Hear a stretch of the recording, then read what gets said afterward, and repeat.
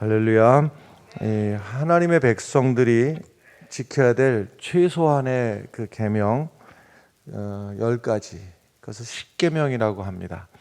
이 십계명을 하나님께서 모세에게 주실 때 돌판에 새겨 주셨는데 돌판이 2개였습니다.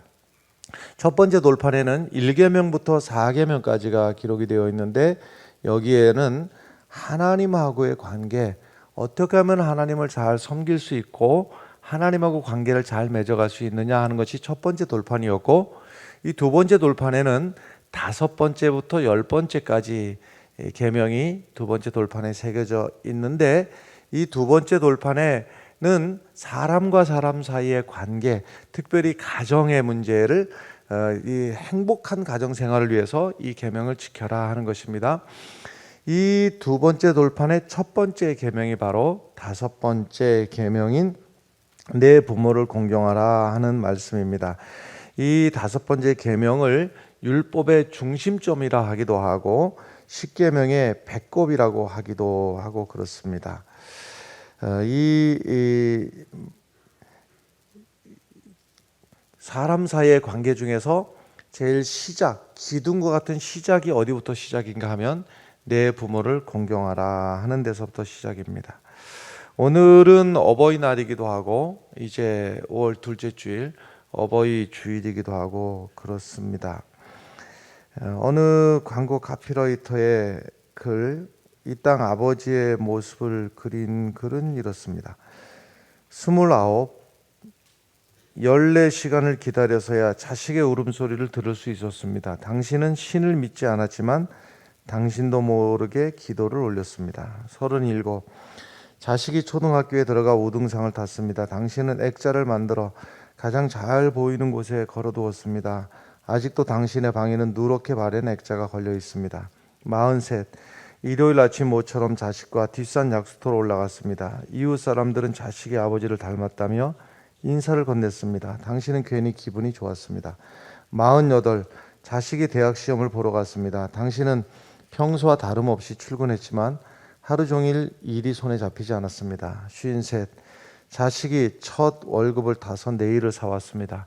당신은 쓸데없이 돈을 쓴다고 나무랐지만 밤이 늦도록 그 네일을 입어보고 또 입어봤습니다. 61, 딸이 시집을 가는 날이었습니다. 딸은 도둑 같은 사위 얼굴을 쳐다보며 한박 웃음을 피웠습니다. 당신은 나이 들고서 처음으로 눈시울이 붉어졌습니다. 65, 자식 내외가 바쁘다며 명절에 고향에 못 내려온다고 했습니다. 당신은 동네 사람들에게 아들이 바빠서 아침 일찍 올라갔다며 당신 평생 처음으로 거짓말을 했습니다. 또한 시인 피천득 씨의 글 가운데서는 어머니를 그리워하는 노래는 이렇습니다. 30대의 세상을 떠난 내 어머니는 얼마나 젊고 아름다웠는지 모릅니다. 내가 새 한 마리도 죽이지 아니하고 살아온 것은 내 어머니의 자애로운 마음이요 햇빛 속에 웃는 나의 미소는 내 어머니한테서 배운 웃음입니다. 나의 간절한 희망이 있다면 내 어머니의 아들로 다시 세상에 태어나는 것입니다. 여러분, 하나님께서 왜 우리들에게 부모님을 허락해 주셨을까요? 또 그리고 우리가 시간이 지나고 세월이 지나면서 또 나는 누군가의 아버지가 되고 어머니가 되는 걸까요? 그것은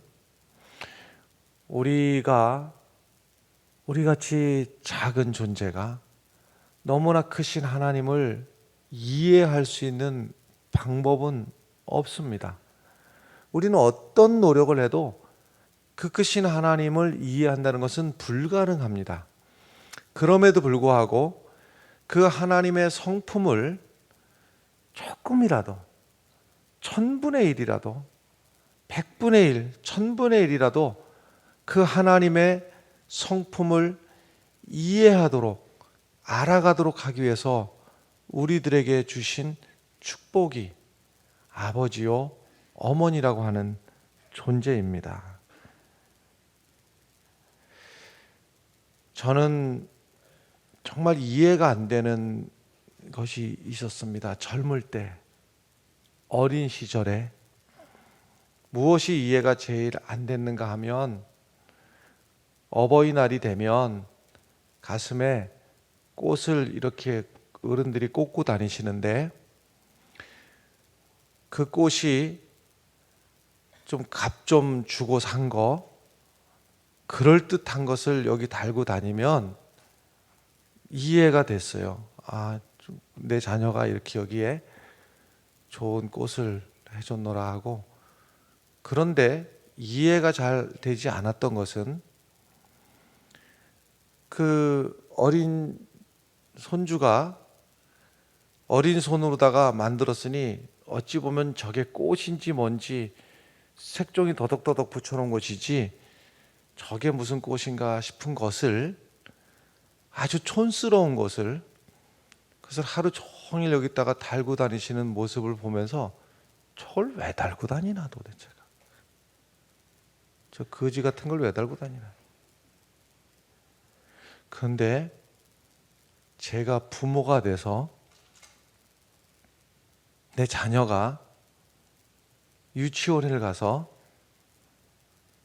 아마 유치원 선생님이 또 많이 만들었겠죠. 하여튼 만들었다고 뭐를 하나 갖고 왔는데, 이해하십시오 표현을, 개떡 같은 걸 하나 만들어 왔는데 제가 그거를 하루 종일 달고 다니고 있더라고요. 그래서 아, 이게 부모의 마음이구나. 남들이 볼 때는 그 촌스러워 보이기도 하고 개떡 같아 보여도 내 자식이 그 요만한 주먹만한 손으로다가 오밀조밀 만들어 온 것, 이것은 어떠한 돈을 주고 얼마만한 돈을 주고 사온다 한들 이거보다 더 소중하겠는가 싶은 마음으로 달고 다녔던 기억이 있습니다. 이것이 바로 우리들에게 이 마음, 부모님에게 그렇게 빚지고 그렇게 염치도 없이 부모님의 은혜를 잊고 먹고 자라고, 그리고 내 자녀에게는 또 한없는 그 사랑을 베풀고 하는 이 과정을 통해서 내 눈에 보이지 않는 하나님이 어떤 분이신지를 우리가 알아가도록 우리들에게 하나님을 아는 지혜를 주시기 위해서 우리들에게 부모님을 주셨다 하는 것입니다. 우리 하나님이 우리 눈에 보이질 않지만 어머니를 통해서 하나님을 배우는 것이고, 하나님의 음성이 우리 귀에 직접 들리지 않아도 어머니의 그 음성을 통해서 하나님의 음성을 우리는 듣게 되리라 하는 말씀입니다. 오늘 이사야서 49장 15절 16절 말씀에도 그 하나님의 모습과 바로 어머니의 모습을 일치해서 하나님이 바로 이러한 분이야 하는 것이 하나님이 어머니의 모습으로다가 우리들에게 일러주고 있어요. 여인이 어찌 그 젖 먹는 자식을 잊겠으며 자기 태에서 난 아들을 긍휼히 여기지 않겠느냐. 그들은 혹시 잊을지라도 나는 너를 잊지 아니할 것이라. 내가 너를 내 손바닥에 새겼고, 이랬습니다. 내가 너를 내 손바닥에다가, 이것이 바로 하나님의 사랑이고 어머니의 사랑이라고 하는 거예요. 그 어머니의 사랑을 보면서 하나님도 그렇구나 하는 것을 우리가 깨달아 알게 된다고 하는 것인데, 손바닥에다가 볼펜 가지고 연필 가지고 썼다 지웠다 하는 게 아니라 손바닥에 새겼다 이랬습니다. 무슨 말씀인가 하면 필기구 갖고 쓴 게 아니고 칼을 가지고 내 손바닥에다가 내 이름을 새기고 내 얼굴을 새긴 분이 누구냐면 나의 어머니이고 나의 하나님이 그와 같으신 분이다 하는 겁니다. 거저되는 일이 아니라 피를 흘려야 되는 일이에요. 살점이 떨어져 나가야 되는 일이에요. 근데 그것을 주저하지 않으실 분이, 여러분, 우리 인류를 구원하시기 위해서 이 땅에 오신 예수 그리스도가 우리를 위해서 피를 흘렸고 살을 찢으셨습니다. 내 이름 석자를 위해서 주저하지 않고 피를 흘리고 살을 찢으실 수 있는 유일한 분이 내 어머니이고 내 아버지라는 말씀입니다. 내 어머니 아버지를 통해서 하나님의 그 성품을 우리가 보게 되는 겁니다.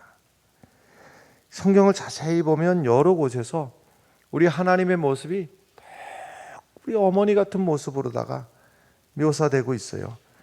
타락하고 하나님께서 그토록 금하신 선악과를 먹고 부끄러워서 그 벗은 몸이 부끄러워서 쩔쩔매고 있는 그를 위해서 하나님이 양을 잡으시고 그의 부끄러운 모습을 가리워 주신 것처럼 다 이 모습이 우리의 어머니, 우리를 위해서 손수 바느질해서 옷을 만드시던 어머니의 그 손길을 기억나게 하는 것입니다.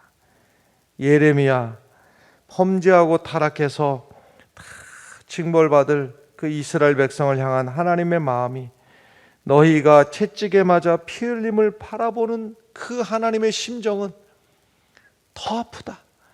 자식이 팍 엎어져서 무릎팍이 깨지면은 말이죠, 그 무릎팍 깨진 녀석보다도 그 어머니의 가슴은 더 아픈 거예요. 더 아픈 거예요.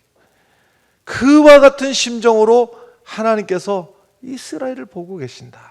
나를 보고 계신다. 할렐루야. 그 어머니의 마음이, 하나님의 마음이 그와 같다는 거예요.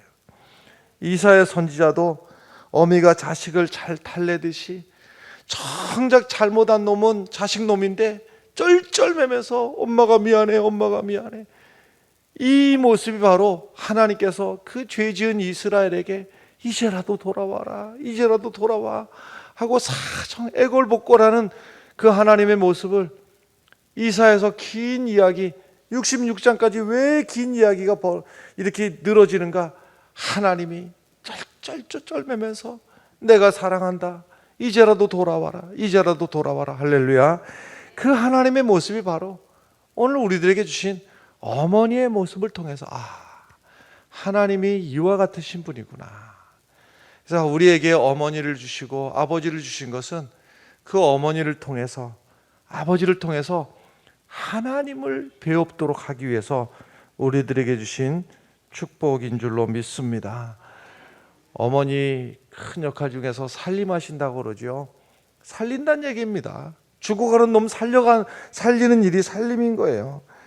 여러분, 내 어머니는 나를 얻기 위해서, 내 어머니는 피를 흘려서 나를 낳으신 분이 내 어머니이고, 그 몸을 찢으셔서 나를 낳으신 분이 내 어머니이고, 마찬가지로 나를 살리시기 위해서 십자가에서 피를 흘리신 분이 성자 예수님이시고, 나를 위해서 피를 흘리고 살을 찢으신 분이 바로 성자 하나님, 우리 예수님이십니다. 할렐루야.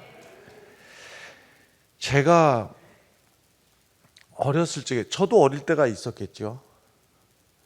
무척 허약했다고 그래요. 어머니 아버지 말씀 들어보면 너무너무 허약해가지고 여러 차례 안 되겠다, 여기서 안 되겠다라고 하는 것은 죽을지 모르겠다라고 하는 그 위기를 한두 번이 아니라 여러 번 반복해서 겪으셨다고 그래요. 너무 허약해가지고 어릴 적에 얘 이러다 죽겠다, 그것이 그냥 너무나 호흡이 가빠가지고 말이죠, 막 숨을 헐떡헐떡 하다가, 그리고 숨이 멎어버리면은 그걸 쳐다보면서 말이죠, 얘 이제 갔나 보다. 그러면 또 다시 또 간신히 숨을 새끈새끈 쉬다가 다시 또 그렇게 하기를 한두 차례가 아니었는데, 요즘이야 참 얼마나 병원 가깝고 너무나 좋은 세상을 살고 있습니다마는, 예전에야 병원 가까운 집에서 병원 가까운 데도 있었겠으나 많은 집들은 병원이 상당히 먼 데 있었고, 그래서 어머니의 얘기를 듣다 보면 말이죠, 이 등에 들쳐 업었는데 이 아이가 좀 붙어 있어야지 거기를 업고 가기도 쉬운데 뒤에가 축 늘어졌는데, 제 얘기하는 거예요. 제 얘기. 뒤에가 축 늘어졌는데 얘가 죽었는지 살았는지, 이 가던 길에 지금 얘가 죽었는지, 축 늘어져 가지고 몸이 뒤로다가 넘어가 버리니까 얘가 죽었나, 그 생각을 하면서 10리길이 넘는 길을 눈물로 뛰어다닌 일이 한두 번이 아니었다는 것이에요. 저는 원래 그랬겠죠. 제가 태어날 때는 어머니였죠. 원래 어머니였는 줄 알았죠. 제가 오늘 예배 시작하기 전에 가만히 제 출생 연도와 우리 어머니 출생 연도를 이렇게 계산을 해보니까 우리 어머니 24살 때 저를 낳았고, 지금 그 애가 숨이 넘어가고 뒤에서 늘어져서 얘가 죽었는지 살았는지 모를 애를 등에다가 업고 뛰어다닐 때 얘기가 24살, 25살, 26살 때 얘기예요. 지금 내가 계산을 가만히 어머니 연도와 제 연도를 계산해 보니까 참 기가 막힐 노릇인 것이죠. 어머니의 이름으로 그렇게 한 겁니다. 그냥 나를 안 낳으셨더라면, 그도 그냥 꽃다운 한 아가씨였을 터인데, 나를 낳는 순간에 그는 어머니가 되어서 허약한 아들 쳐다보면서 가슴을 쓸어내리기를 몇 번이고, 그 잠 못 자고 밤새 그 밤길을 갔다가 죽어가는 아들을 등에 업고 뛰어다니기를 몇 날 며칠. 그래서 이 아들을 살려놓은 거예요. 어머니의 이름으로 말이죠. 그 어머니의 모습 속에서 우리 하나님이 그런 분이었구나. 하나님이 나를 위해서, 내가 거저 된 것이 아니라, 거저 내가 이렇게 된 것이 아니라 하나님께서 나 때문에 아파하시고, 나 때문에 안쓰러워하시고, 나 때문에 눈물도 흘리시고, 그래서 내가 이렇게 살고 있구나. 할렐루야. 유대인들의 탈무드에 이런 글이 있어요. 내 대신 내 애미를 내게 보낸다. 내게는 등이 없어서 너를 업어줄 내 애미를 내게 보냈노라. 내게는 손이 없어서 너를 붙들어주고 어루만져줄 내 어머니를 내 곁에 보냈노라. 나는 너를 품어줄 가슴이 없어서 어린 너를 품어줄 어미를 내 곁에 보냈으며, 내게는 젖이 없어서 생명의 젖줄을 너에게 보냈노라 하는 겁니다. 여러분, 우리 하나님의 사랑, 어머니를 통해서 보여주신 그 하나님의 사랑은 무엇인가? 바로 보혜사의 사랑, 격려해 주시는 사랑입니다. 할렐루야. 보혜사는 돕는 거예요. 돕는데 말이죠, 우리 어머니의 사랑을 통해서, 우리 하나님의 사랑을 통해서 계산을 한다면 계산에 도무지 타산이 맞지 않는, 내 자녀를 위해서 희생하고 내 입에 넣었던 거라도 빼서 내 자녀에게 줄 수 있는 그 사랑을 통해서, 때로는 병들면 밤을 새가면서라도 쩔쩔매가면서, 걸음마를 배우면 그것을 자랑스럽게 여기고, 내 손을 붙들고 마을에 내려가셔서 그것을 자랑하시고, 내 손 붙드시고 학교에 가시고, 내가 몸져 누운 날이면은 내가 대신 아파줄 수 있다면, 내가 너를 위해서 대신 아플 수 있고, 네가 멀쩡할 수 있다면 내 눈이라도 빼어서 너를 주고, 네가 멀쩡할 수 있다면 내 살점이라도 떼어서 너에게 주고 싶노라. 할렐루야. 시골에서 도해지로 올라와 가지고 임시로 동사무소에 채용된 아들이 시골에 전가를 보냈습니다. 어머니, 졸업증명서 한 장이 필요한데 학교 가서 떼셔가지고 고속버스 기사에게 전달해 주시면 고속버스 올라오면 터미널에 나가서 내가 그것을 받겠노라. 지금도 그런 제도가 있는지 모르겠습니다만은 고속버스 편으로다가 뭘 보내고 이런 때가 있었어요. 어머니의 마음은 말이죠. 다른 거 같으면 고속버스 기사한테 보내겠는데 내 아들 거라면 말이죠. 그걸 왜 누구를 못 주겠는 거예요? 혹시 전달이 잘못돼서 내 아들이 혼란이라도 겪으면 어떡할까 싶은 마음에 어머니가 졸업증명서 하나 떼고 서울 올라오는 인편에 들려보내거나 고속버스 터미널에 보내면 될 일을 서울 용산 이동 사무소에 임시 채용된 큰아들의 전가를 받고 졸업증명서를 직접 손에 들고 기차를 타고 난생 처음 서울에 올라와서 밤늦도록 초행길 서울길을 여기 헤매고 저기 헤매다가 추위에 온몸이 언 채로 어느 청년의 안내로 동사무소에 겨우 찾아온 어머니가 아들의 숙소인 동사무소 숙직실에 잠이 들면서 살을 애는 겨울바람이 숭숭 들어오는 숙직실에서 나는 말이다. 벽 쪽에 자야 잠이 잘 온다. 우기시면서 몸으로 찬 바람을 막아주시던 어머니가 하시는 말씀이 너는 내가 낳은 첫 애 아니냐. 네가 나한테 처음 해보게 한 것이 어디 이뿐이간 너의 모든 게 나한테는 새 세상인데 너는 내게 뭐든 처음 해보게 했잖아. 배가 그리 부른 것도 처음이었고 젖도 처음 물려봤고 너를 낳았을 때 내 나이가 꼭 지금 너였다. 눈도 안 뜨고 땀에 젖은 붉은 내 얼굴을 처음 봤을 적에 놈들은 첫애 낳고선 다들 놀랐고 기뻐하던디 나는 슬펐던 것 같다. 이 갓난애를 내가 낳았나? 이제 어째야 하나? 고단할 때면 방으로 들어가서 누워있는 네 작은 손가락을 펼쳐보곤 했다. 발가락도 만져보고 그러고 나면 힘이 나곤 했어. 신발을 처음 신길 때 정말 신바람이 났었다. 네가 아장아장 걸어서 나한테 올 땐 어찌나 웃음이 터지던지 금은보화를 내 앞에 쏟아놔도 그같이 웃지는 않았을 게다. 해껴 보냈을 때는 어땠게?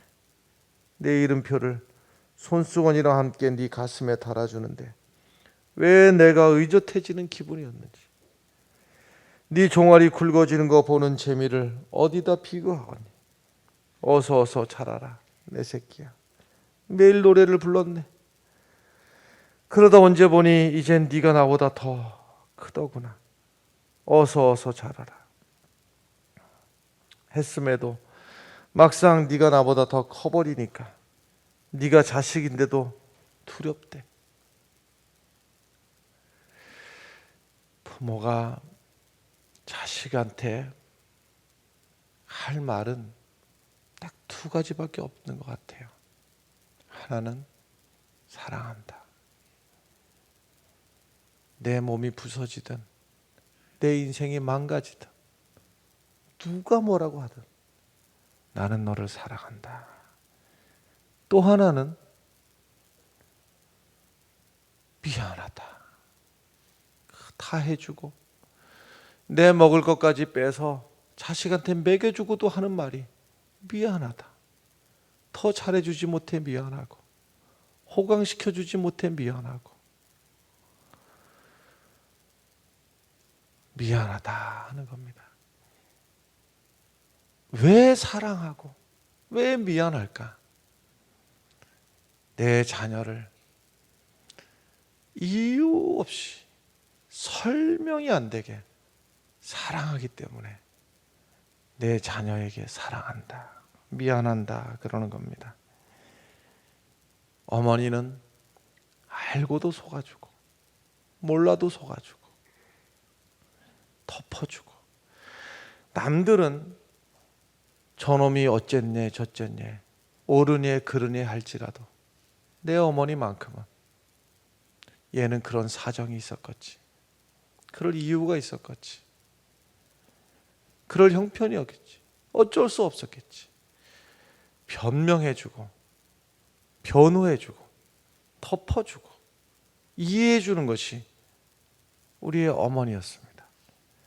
저와 같은 시대를 살았던 대부분 어머니 속여 먹었습니다. 사전을 사더라도 얼마나 여러 번 돈을 뺏어 먹었는지. 영어 사전 산다고 돈 타가고, 콘사이즈 산다고 돈 타가고, 딕셔너리 산다고 돈 타가고. 어머니는 알고도 속아주고 몰라도 속아주고. 우리가 이 땅에 살면서 하나님 앞에 받은 은혜가 얼마나 많습니까? 그 많은 은혜 가운데서 첫 번째를 꼽으라면 내게 나의 어머니를 주신 것이 첫 번째 은혜이고, 나의 아버지를 주신 것이 은혜입니다. 이 이유만으로도 나의 어머니, 나의 아버지는 존중받아야 되고 존경받아야 되고. 여러분, 10가지 계명 중에서 나머지 9가지 계명은 좀 잘못했어도 회개하고 다시 하면 됩니다. 어떤 계명도 내가 잘못했어도 이제부터 잘하면 됩니다. 근데 5번째 계명은요, 어느 날 문득 보면 부모님이 안 계시는구나, 다시 할래야 다시 할 수가 없는 계명이 유일하게 5번째 계명이에요. 나의 어머니에게, 나의 아버지에게 내 부모를 존경하라 하신 이 5번째 계명은 어느 날 문득 보니까 못 하겠는 거예요. 어머니의 자리가 비어있고 아버지 자리가 비어있는 것이죠. 이 5번째 계명은 부모님이 돌아가신 다음에야 슬퍼하면서 자식들로부터 푸대접 받는 늙음의 비애가 될 수가 있습니다. 홀어머니 밑에서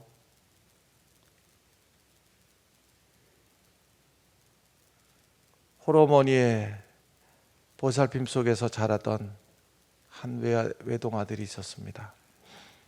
이 어머니는 가진 것이 너무나 없어서 낮에는 저 닭을 치는 양계하는 데 가서 일을 했고, 그것으로 삶이 너무나 부족하니까 밤에는 남의 삭바느질을 가져다가 밤을 새가면서 삭바느질을 해가면서 그 자식 하나 뒷바라지 하느냐고, 자식 등록금 마련해주고 자식 공부시키느냐고 자신을 위해서는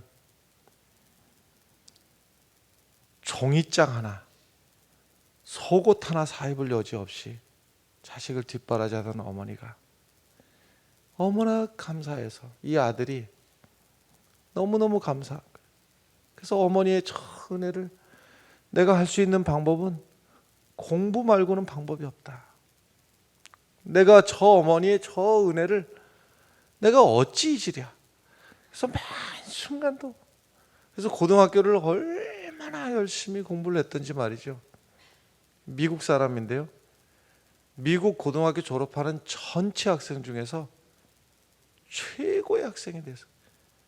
고등학교 졸업하면서 대통령상을 받게 됐어요. 어머니는 아들이 대통령상을 받은 것이 너무나 자랑스럽고 너무나 위대하고 좋지만 이 어머니의 또 다른 근심은 졸업식장에 입고 나갈 옷 같은 옷이 하나가 없었던 거예요. 몸뚱아리를 가리고 졸업식장에 가서 앉을 옷 같은 옷이 하나 없었던 거예요. 그러니 뭐라고 합니까? 야, 네가 이렇게 최고의 상, 대통령상을 받는 것은 참 감사한 일인데 어쩌냐, 내가 그날 마침 급하게 다른 약속이 생겼다.